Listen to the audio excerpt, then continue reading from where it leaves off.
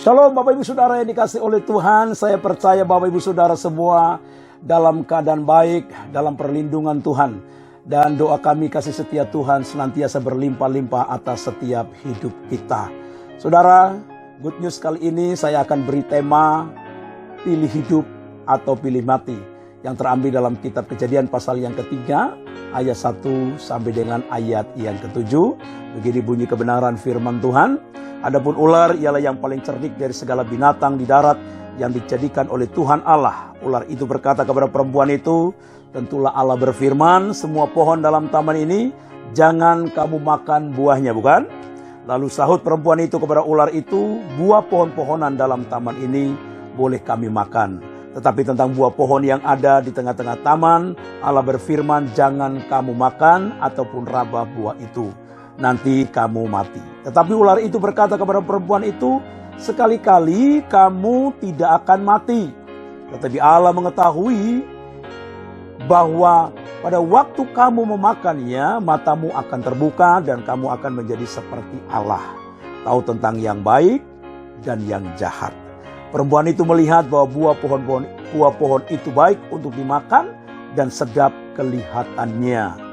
Lagi pula pohon itu menarik hati karena memberi pengertian. Lalu ia mengambil dari buahnya dan dimakannya dan diberikannya juga kepada suaminya yang bersama-sama dengan dia, dan suaminya pun memakannya. Maka terbukalah mata mereka berdua dan mereka tahu bahwa mereka telanjang, lalu mereka menyemat daun pohon ara dan membuat cawat. Bapak Ibu Saudara yang dikasih oleh Tuhan, ketika manusia ini terbujuk rayuan, gangguan si ular tua ini, maka kemudian dia mengambil sebuah keputusan untuk memilih buah yang dilarang oleh Allah. Ya, ayat yang ke-6 ayat yang ke-6 Saudara ya. Perempuan itu melihat bahwa buah pohon itu baik untuk dimakan dan sedap kelihatannya. Ketika dia berkomunikasi dengan iblis, ketika dia berkomunikasi dengan ular tua, saudara, masuk ke dalam pikirannya. Pikirannya mulai terganggu, pikirannya mulai tergoncang, hatinya mulai bimbang, saudara. Meskipun ini dilarang oleh Allah, tetapi wanita ini melihat bahwa buah itu baik untuk dimakan dan sedap kelihatannya. Kelihatannya sedap, kelihatannya enak. Tetapi dia tidak tahu bahwa ketika dia makan mengandung resiko yang sangat-sangat besar. Lalu apa yang dilakukan oleh wanita ini, saudara? Lalu ia mengambil dari buahnya dan dimakannya dan diberikannya juga kepada suaminya yang bersama-sama dengan dia, dan suaminya pun memakannya, saudara. Ketika dirasa, ketika dilihat, ketika dipikir-pikir bahwa buah itu baik untuk dimakan, sedap kelihatannya, dan menarik hati, saudara. Dan dia tidak tahu bahwa ketika dia makan buah itu, dia punya akibat, akan berakibat yang sangat fatal terhadap dirinya dan keluarganya, saudara, yaitu suaminya.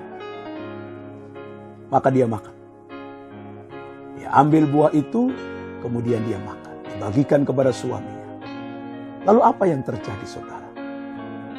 Ingat bahwa sebuah pelanggaran itu ada konsekuensinya. Sebuah pelanggaran yang dibuat oleh wanita ini dan suaminya, Hawa dan Adam, itu mengandung konsekuensi yang sangat-sangat fatal. Akibatnya apa? Ayat yang ke-7, maka terbukalah mata mereka berdua, dan mereka tahu bahwa mereka telanjang, lalu mereka menyemat daun pohon ara dan membuat cawat. Yang pertama adalah mata mereka terbuka.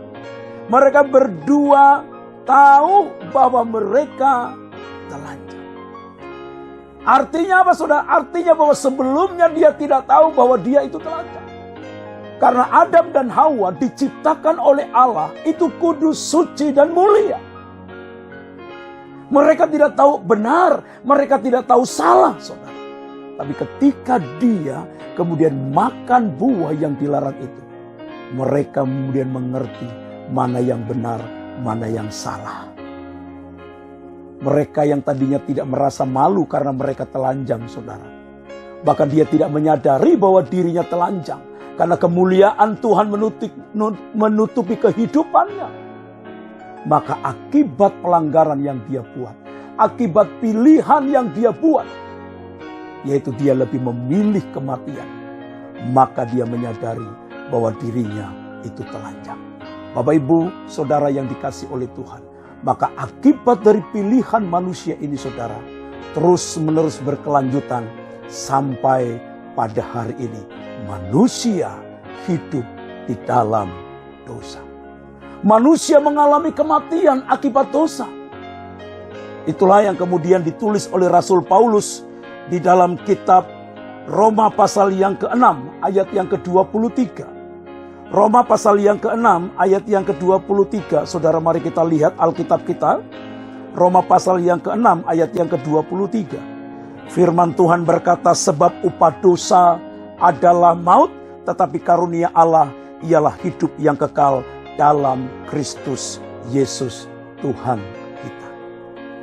Akibat yang dilakukan oleh Adam dan Hawa, akibat pilihan yang diambil oleh Adam dan Hawa, maka manusia mengalami kematian.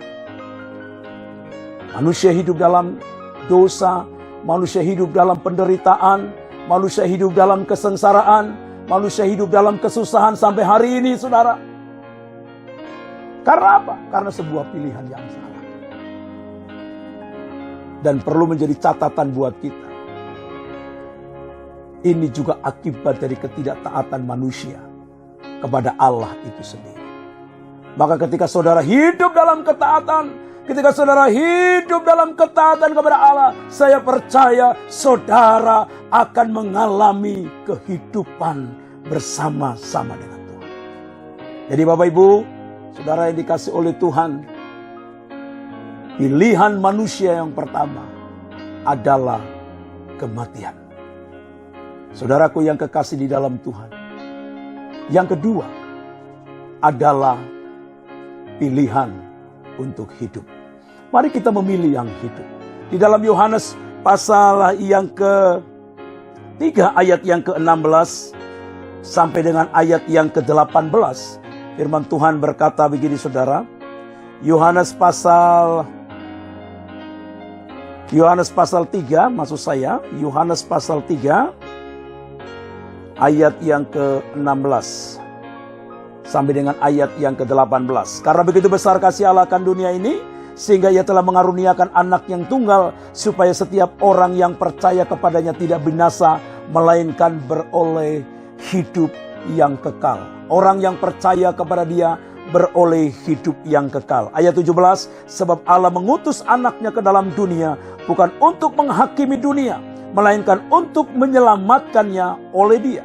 Barang siapa percaya kepadanya, ia tidak akan dihukum. Barang siapa tidak percaya, ia telah berada di bawah hukuman, sebab ia tidak percaya dalam nama anak tunggal Allah. Jadi pilihan yang kedua, saudara, adalah pilihan untuk hidup. Bagaimana supaya kita memiliki kehidupan, baik hari ini maupun hari yang akan datang? Saudara harus percaya kepada Yesus Kristus sebagai Tuhan dan Juru Selamat. Ketika saudara percaya kepada Yesus Kristus sebagai Tuhan dan Juru Selamat, maka saudara akan beroleh kehidupan. Bukan saja hidup untuk hari ini, tetapi hidup untuk hari yang akan datang.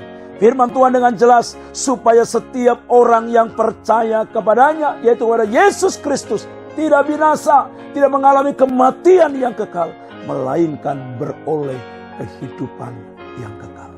Bapak Ibu, saudara yang dikasih oleh Tuhan, hidup adalah sebuah pilihan. Dan pilihan hari ini menentukan kehidupan kita di hari yang akan datang.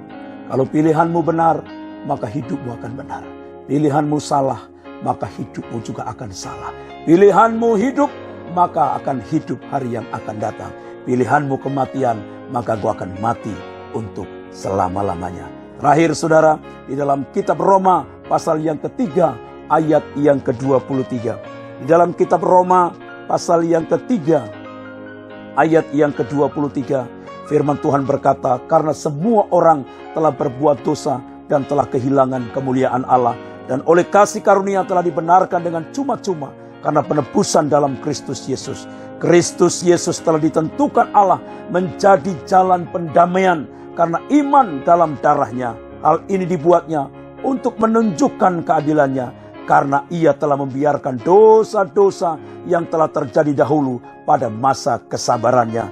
Maksudnya ialah untuk menunjukkan keadilannya pada masa ini, supaya nyata bahwa ia benar dan juga membenarkan orang yang percaya kepada Yesus Kristus.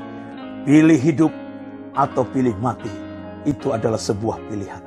Ketika engkau ingin hidup hari ini dan hari yang akan datang, pilihlah Yesus, karena Yesus adalah sumber kehidupan kita. Dialah Tuhan, dialah juru selamat bagi setiap hidup kita. Dia akan memberikan kehidupan bagi hidupmu. Dia akan memberikan kehidupan bagi rumah tanggamu. Dia akan memberikan kehidupan bagi pekerjaanmu. Dia akan memberikan kehidupan bagi pelayananmu. Pilihlah Yesus, karena Yesus adalah sumber dari segala sumber kehidupan. Tuhan Yesus memberkati kita sekalian. Shalom.